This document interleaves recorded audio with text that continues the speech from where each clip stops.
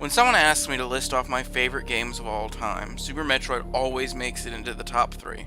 Depending on the day of the week and my mood, it can very well be number 1. So when Metroid Fusion came out in 2002, I did everything I could at a young age to be able to afford it. And sure enough, I was able to get it on launch day. I enjoyed playing Metroid Fusion at the time, but in the past few years I've heard a lot of negativity in regards to the game, so I decided to take another look. Now, to be sure, Metroid Fusion is a departure from some key aspects of Super Metroid, but most importantly, it retains the core elements that make the Metroid games so great in the first place.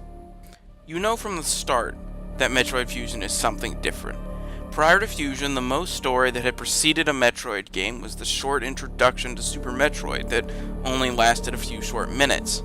Metroid Fusion, however, has an unskippable introduction that lasts for over 4 minutes and lays out more story in that time than the entire Metroid series had up until that point. This habit of forcing the story down the player's throat continues throughout the rest of the game, often trapping the player in a new type of room to the series, navigation rooms. In these rooms, you are required to consult your chip's computer and advance the story. Now, don't get me wrong, I can skip through boring story-related conversations, but these forced consultations also serve a second purpose, holding the player's hand. For the first time ever in a Metroid game, Fusion clearly marks where on the map you need to go. This hand-holding does scale back significantly by the time the game ends, but that only serves to confuse a player who has been pointed out their objective over and over again. Even worse, it makes it less likely that the player actually sees the places that they need to come back to with new skills later in the game, a key part of the Metroid formula. Thankfully, Metroid Fusion also changes that formula for the better. The introduction of a badass, evil version of Samus in the SAX not only serves as a sort of abilities for the player, giving them something to strive to be, but it also creates a few tense moments that require you to escape the creature without being seen, or at the very least, without being killed.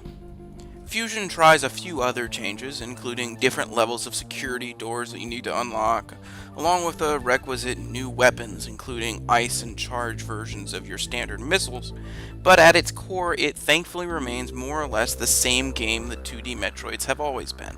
You run around on a large map split into different sectors, finding new skills as you progress, making you more and more powerful, until you eventually do something to blow everything up, and have to run back to your ship at full speed where you are rewarded with an end screen according to your completion time and item percentage. In short, Metroid Fusion is still a fantastic 2D Metroid game. There are a few misguided attempts to inject some changes into an aging series, but the game holds up today nonetheless. Considering the fact that games of this genre are a somewhat endangered species these days, if you like that sort of game and have never given Fusion a try due to the bad rap it's gotten in recent years, pick it up the next chance you get. You won't regret it.